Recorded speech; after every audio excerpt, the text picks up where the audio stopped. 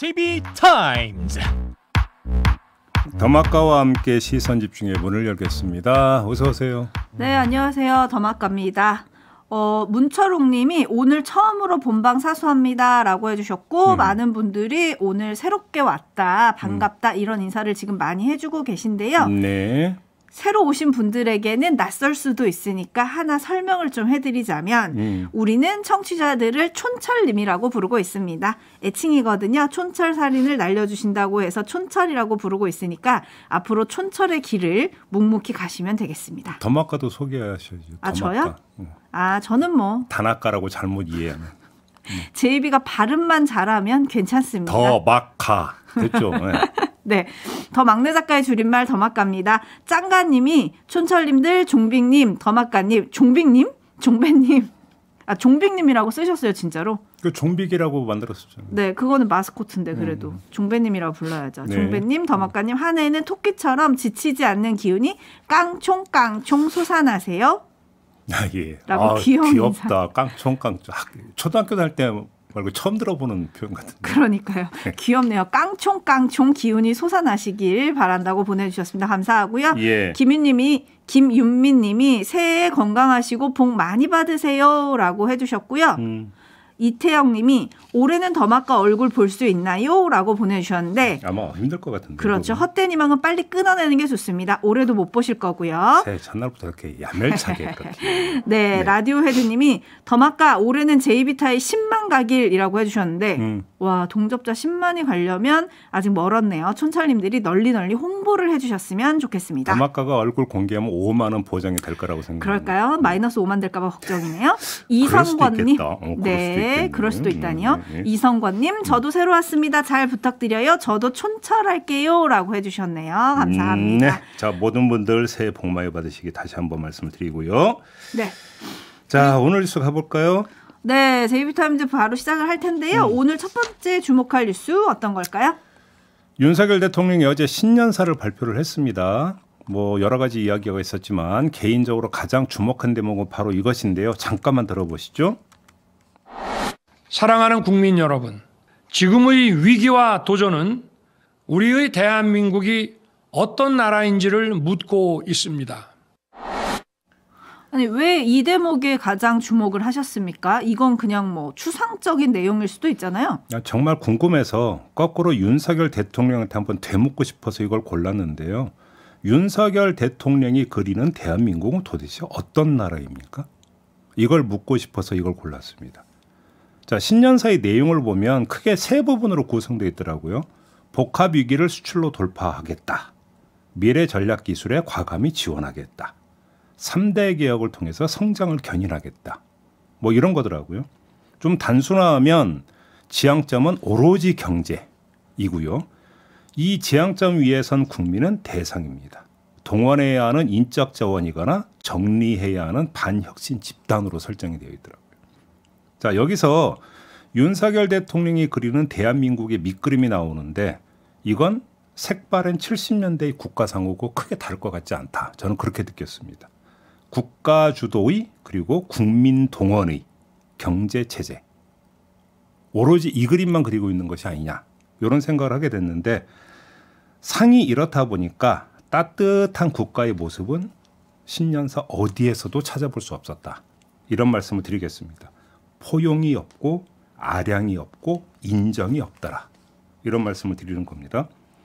윤석열 대통령은 어제도 또 자유를 강조했고요. 자유와 함께 연대를 강조를 했던데 그러면 정부와 시민의 연대 이 그림은 그리고 있는 겁니까? 서민, 약자와의 동행 이것을 위한 정책 마련되고 있는지 전 이걸 묻고 있는 겁니다. 네, 역풍이다님이 새마을 운동이 생각났습니다라고 해주셨는데 좀 너무 삐딱하게 보신 게 아니냐. 왜냐하면 기득권을 타파해서 모두가 잘 사는 나라로 가자. 이거 아닙니까? 대통령의 말은? 아니 그러면 진짜 기득권 세력이 누군데요? 기득권 타파가 그렇게 중요하다면 예를 들어서 노동자 안에서도 예를 들어서 계층이 있고 상대적으로 상층도 있을 수가 있겠죠. 100번 양보해서 뭐 기득권 노조니 이런 얘기 한다고 칩시다. 그러면 그 기득권은 그렇게 큰 기득권입니까? 다른 어떤 그 집단의 기득권보다 그렇게 크고 문제가 되는 기득권입니까? 다른 기득권은 왜 이야기를 하지는 않습니까? 그러면 바로 그런 점에서 이게 균형 잡힌 시선인가 저는 이걸 묻고 있는 겁니다. 네, 5696님이 그런데 그 모든 개혁을 다 해내려면 야당과의 협치도 중요할 텐데 야당과의 협치 내용은 없더라고요 라고 물어주셨는데 그 전에 또 저희가 점검해야 될 게 윤석열 대통령의 어제 신년사 기자들 배석은 없었고요. 소수의 참모만 배석한 채 이루어졌습니다. 뭐 대통령실의 발표를 보면 메시지에 집중하기 위해서 이 방법을 택했다라고 했는데 오늘 아침 조선일보에 윤석열 대통령의 단독 인터뷰가 실렸습니다. 네, 다방면에 걸쳐서 언급한 내용이 있더라고요. 네, 근데 내용을 짚기 전에 일단 형식이 저는 좀 궁금한데요. 왜 한 곳에게만 이 기회를 줍니까? 이거는 좀 특혜 아닌가요? 그 전에도 예를 들어서 특정 언론과의 단독 인터뷰가 있긴 있었습니다. 그렇기 때문에 뭐 윤석열 대통령이 조선일보와의 단독 인터뷰만을 가지고 뭐라고 이야기할 수는 없는 것 같고요. 역시 중요한 것은 그 내용이라고 봐야 되지 않겠습니까? 네. 뭐 다방면에 걸쳐서 언급을 했기 때문에 혹시 조선일보와 인터뷰에서 다방면에 걸쳐 언급을 해야 되기 때문에 신년사에서는 제한적으로만 이야기를 한 건지 이건 좀 헤아려 봐야 될 부분인 것 같은데 그건 그대로 남겨놓고 그 다방면에 걸친 이야기를 여기서 다 전할 수는 없고요. 두 가지만 뽑아서 말씀을 드리겠는데 네. 가장 인상 깊었던 게 윤석열 다움과 대통령 다움을 나눠서 이야기한 부분입니다. 요호. 발언을 잠깐만 그대로 읽어드리면 국민이 대통령다움이라고 하는 어떤 기대치가 있는 거 아닌가. 대통령답게 보이면 아무래도 좋아하는 것 같고 대통령다움이 부족하다고 생각이 되면 덜 좋아하는 것 같은 느낌을 받았는데 정확히는 잘 모르겠다. 이렇게 이야기를 했어요. 그 다음에 또 한 대목에서 비슷한 이야기를 합니다. 윤석열다움과 대통령다움은 좀 다르다고 본다. 사람들이 윤석열다움이라고 할 때는 검사 때 타협하지 않는 것을 생각하는 것 같다. 그런 점 때문에 국민들이 선거에서 많은 지지를 했다고 생각한다. 다만 대통령은 검사와 하는 일이 다르다. 국민들이 든든하게 생각할 수 있는 모습이 대통령다움 아니겠는가? 라고 이야기를 하거든요. 네. 그러니까 앞부분에서 잘 모르겠다고 했는데 바로 뒷부분에서는 어느 정도 좀 정리를 한 것 같은데 이거를 그러니까 뭐 저가 한번 다르게 한번 표현을 하면 이런 어떤 대비가 가능할 것 같습니다. 무서운 학생 주임과 후덕한 담임 선생님. 무슨 말씀입니까? 다시 말해서 검사 윤석열일 때 보여줬던 모습과 대통령 윤석열로서 보여줘야 되는 모습은 다른 것 아니겠습니까? 대통령 윤석열 다움이라고 하는 것은 과연 무엇일까? 그게 학생 주임의 모습이어서는 안 된다라는 말씀을 드리는 거고요. 오히려 후덕하고 넉넉한 담임교사의 모습을 보여야 되는 건데 제가 앞서서 신년사를 평가하면서 너무 한쪽으로 쏠려 있다는 말씀을 드린 이유도 바로 거기에 있는 겁니다. 넉넉하고 후덕하려면 두루 헤아려야 되는 거 아니겠습니까? 네. 두루 봐야 되는데 두루 보고 있는 것이냐? 그렇지 않은 것 같아서 드리는 말씀입니다. 그리고 또 한 대목이 있는데요. 요거는 앞으로 본격적으로 이야기가 될 것 같아서 미리 좀 말씀을 드려야 될 것 같은데 물었습니다. 개헌에 대한 생각이 있는지. 그랬더니 개헌에 대해서는 아주 부정적으로 이야기를 했습니다. 개헌이라는 게 워낙 폭발적이라 지금 개헌 얘기가 나오면 민생과 개혁 문제는 다 묻힐 것이다. 대통령이 되면 항상 개헌에 대해서는 부정적이었죠. 역시 윤석열 대통령도 그런데요. 그러면서 선거구제 개편을 이야기를 합니다. 오. 지역 특성에 따라 2명, 3명, 4명을 선출하는 방법도 고려해 볼 수 있다. 중대 선거구제를 통해서 대표성이 좀 더 강화되는 방안을 검토해 볼 필요가 있다. 이런 이야기를 합니다. 근데 이 이야기는 대선 때 했던 기조하고 거의 똑같습니다. 개헌보다는 선거구제 개혁 쪽이 더 현실적이지 않느냐 취지의 발언을 여러 차례 한 바가 있었습니다. 네. 그 발언을 계속 이어가고 있는 것 같은데 눈길을 끄는 것은 지역 특성에 따라 이 이야기가 뭐냐면 도농복합형 선거구제입니다. 농촌은 그냥 소선거구제, 지역구당 1명을 뽑는 걸로 그대로 유지를 하고 대도시는 중대선거구제로 가는 걸 도농복합형 선거구제라고 하는데 지금 정치권 일각에서 스멀스멀 이 이야기가 나오고 있거든요. 근데 여기에 지금 대통령이 부응하는 발언을 했습니다. 이렇게 되면 드라이브가 걸릴 가능성이 있다는 건데 드라이브가 걸릴 가능성이 있는 또 하나의 요인이 있습니다. 김진표 국회의장도 가속 페달을 지금 밟기 시작을 했는데 새해부터 개헌 준비 작업을 본격적으로 착수하겠다 이렇게 네. 얘기를 했죠. 근데 개헌 말고 제가 그러니까 주목한 건 선거구제인데 네. 김진표 의장이 여야에 2월까지 선거구제 개편안을 내놔라 이렇게 요구를 했다는 거 아니겠습니까? 네. 그래서 전원위원회를 열어서 여기서 그냥 한 방에 정리하고 넘어가려고 지금 한다라는 건데요. 한 방에. 예, 국회의장이 이렇게 드라이브를 걸고 윤석열 대통령도 이렇게 언급을 했고 정치권 일각에서도 지금 선거법 개정에서 중대선거구제 일부라도 도입하자는 이야기가 나오고 있고 이러면 조만간 이게 급물살을 탈 가능성이 있다. 근데 이것이 과연 정치인들을 위한 개편이냐 국민들을 위한 개편이냐 이 뭔가 본질적인 논의가 이제 본격적으로 시작될 필요가 있다라는 요 말씀을 드리기 위해서 이 얘기를 하는 겁니다. 그러면 저는 궁금한데요. 누구를 위한 거예요? 도농복합형이라고 한다면 자 왜 그러면 농촌 지역은 뺐을까요? 농촌 지역의 현역 의원들의 기득권 때문이거든요. 그럼 여기서 무슨 이야기가 나오고 있는 겁니까? 정치인들을 위한 아까 기득권 이야기했었죠 대통령께서. 네. 그러면 정치 기득권은 어떻게 되는 겁니까? 이 문제도 함께 따져봐야 되는 거 아닙니까? 그다음에 도시 지역에서 중대 선거구제가 되면 거대 양당은 일단 기본적으로 당선되고 들어간다. 어허. 이렇게도 볼 수 있거든요. 아 그래요? 보기에 따라서는 그러면 그거는 거대 양당의 기득권 아닙니까? 그럼 여기서 그러니까 지금 기득권 타파를 언급을 하는데 정치 기득권의 온존 강화 움직임은 또 어떻게 봐야 되는 겁니까? 물론 이 한 측면만 갖고 이야기할 수는 없어요. 소선거구제가 갖는 또 여러 가지 폐해가 있긴 있기 때문에. 하지만 다각도로 검토를 해야 되는데 방향을 미리 설정해 놓고 드라이브를 걸어버리면 여러 가지 문제가 발생할 수 있다. 그다음에 더 본질적인 문제 있잖아요. 이 꼼수정당 있지 않습니까? 비례정당 문제. 네, 제가 지금 그거 여쭤보려고 그랬어요. 그럼 그건 어떻게 되는 겁니까? 아니 이거부터 언급을 얘기를 해야 되는 거 아닙니까? 그건 지금 빠져 있잖아요. 그렇기 때문에 과연 이게 정치 기득권을 내려놓는 선거구제 개혁이냐 아니면 정치 기득권을 온전히 강화시키기 위한 담합이냐 요거는 좀 본격적으로 도마에 올려놓고 점검해 볼 필요가 있다. 이 말씀까지만 드리겠습니다. 근데 거대 양당한테 그렇게 불리할 리가 없다면 왠지 여야가 또 합심해가지고 통과시킬 수도 있다 이런 생각도 드네요. 근데 또 여기에는 아주 디테일한 문제가 있죠. 중대 선거구제가 되면 또 지역구가 뭔가 통합 조정이 돼야 되지 않겠습니까? 그렇죠. 그럼 그 지역구 또 현역 의원들의 또 기득권 문제가 또 여기서 연동이 되거든요. 어허. 방정식이 상당히 복잡해질 수가 있는 거예요. 어쨌든 총선이 2024년이니까요. 올해 요걸로 좀 시끄럽겠네요. 그렇죠? 그런데 원래는 그 법정 기한은 1년 전까지니까 올해 4월까지는 해야 되는 거니까 네. 이제 아마 본격적으로 얘기가 될 가능성이 좀 있을 것 같습니다. 지켜보겠습니다. JB타임즈 다음 주목할 뉴스는 어떤 겁니까? 네, 또 새해 첫날부터 그러니까 방송 기준으로 첫날입니다. 첫날부터 이런 말씀을 드려서 죄송한데 또 전해야 될 것 같은데요.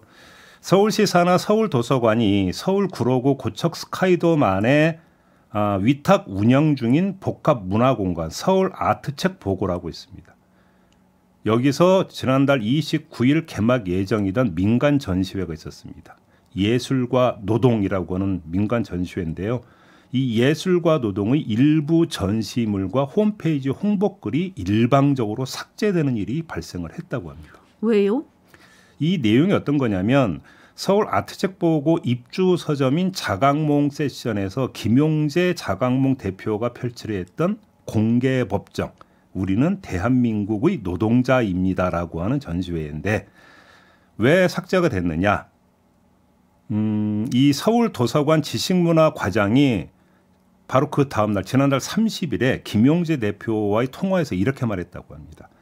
전시 취지문 가운데 이태원 참사와 화물노조 파업이 사회적 논란의 소지나 정치적으로 불필요한 오해의 소지가 있는 주제여서 공공기관에서 전시할 수 없다. 그러니까 전시 취지문에 이태원 참사나 화물노조 파업을 거론했다라고 하는 게 그 이유라는 겁니다. 자, 이에 대해서 오지은 서울도서관장은 이렇게 해명을 했다고 하는데요. 입주 서점 쪽이 운영사에 지난해 10월 26일 처음 낸 계획서에는 건축으로 되어 있었는데 이게 개막 3일 전 내용을 예술과 노동으로 바꿔 다시 냈던 상황이 있었다. 그래서 우선 철거부터 하고 사후 도서관에 보고한 것이다. 절차상의 문제를 이야기를 했다고 하는데 그러면 들어보고 그다음에 내리든 말든 해도 될 것 같은데 먼저 일단 삭제부터 하고 봤다는 거 아니겠습니까?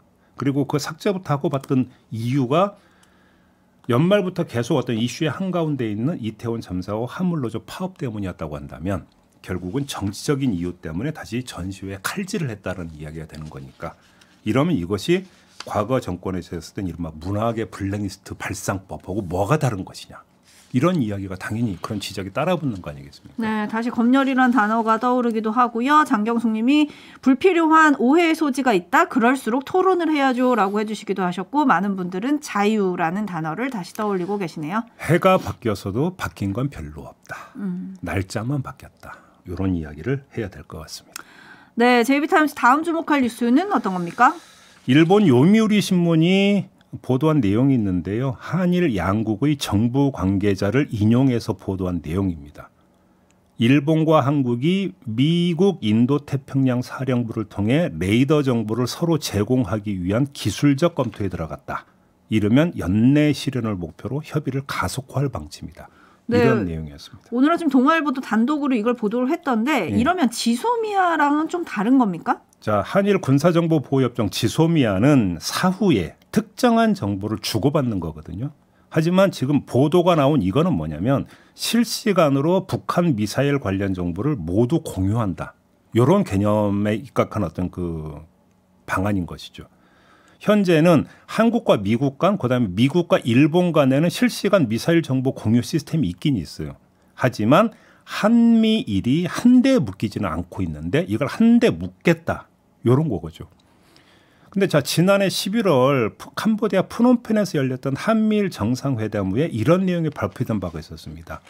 삼국 정상은 미사일로 야기될 위협에 대한 각국의 탐지 평가 능력을 향상시키기 위해 북한 미사일 경보 정보를 실시간으로 공유하고자 한다. 미사일 경보 정보를 실시간으로 공유하고자 한다라고 하는 내용이 있었는데 이 선언의 구체적 실행 방안 수립에 들어갔다. 이렇게 이해를 할 수 있는 것이죠. 그럼 어떻게 되는데요? 자, 한번 보죠. 한국, 미국, 일본이 실시간으로 북한 미사일 정보를 공유한다고 일단 가정을 하고는 보면 여기에 그림 하나만 더 추가합시다. 실시간으로 공유된 정보를 기초로 북한 미사일 요격 등에 공동 대처한다. 이렇게 되면 이게 뭐가 되는 겁니까?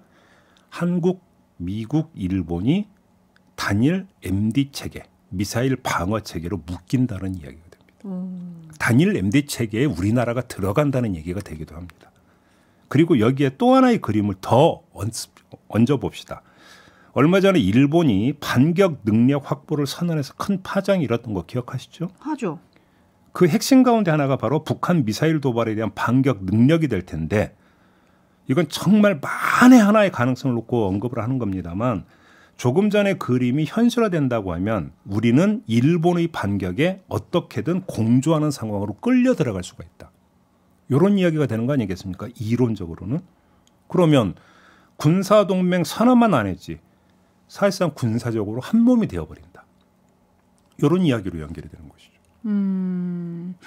그런데 또 일각에서는 북핵 위협에 대처하는 뭐 튼튼한 우산 하나를 갖게 됐다 이렇게 볼 수도 있지는 않을까요? 북한 위협에 대처하는데 그러면 그 미국과의 공조는 그렇다 치는데 일본과 공조해서 우리가 그러니까 더 얻게 되는 게 뭐가 있는데 그러면 여기에 대해서 그러면 우리 정부가 답을 내놔야 되는 거 아니겠습니까? 정말로 절실해서 이거 아니면 안 된다라고 하는 게 있으면 모르겠지만 그게 아니라면 지금 국민적 합의가 정말 필요한 게 바로 일본과의 군사적 공조잖아요. 이렇게 추진될 성질의 문제는 아니지 않습니까? 과거를 떠올리면 그렇습니다. 정부는 왜 이렇게 할까요? 그게 좀 궁금한데 그거는 2부에서 좀 짚어보도록 할까요? 그렇게 하시죠. 김종대 전 의원과 인터뷰가 예정이 되어 있으니까요. 자, 오늘 JB타임즈는 이렇게 마무리를 하도록 하겠습니다. 인사를 못했는데 우리 더마코도 새해 복 많이 받으시고요. 네, 저 새해 다짐을 하나 했는데 그거 얘기해도 돼요? 뭔데요? 손흥민 아버지 인터뷰를 읽었는데 사색의 힘을 강조하시더라고요. 네. 그래서 저도 올해는 검색을 좀 줄이고 사색을 많이 해보려고 합니다. 그렇습니까? 네, 알겠습니다.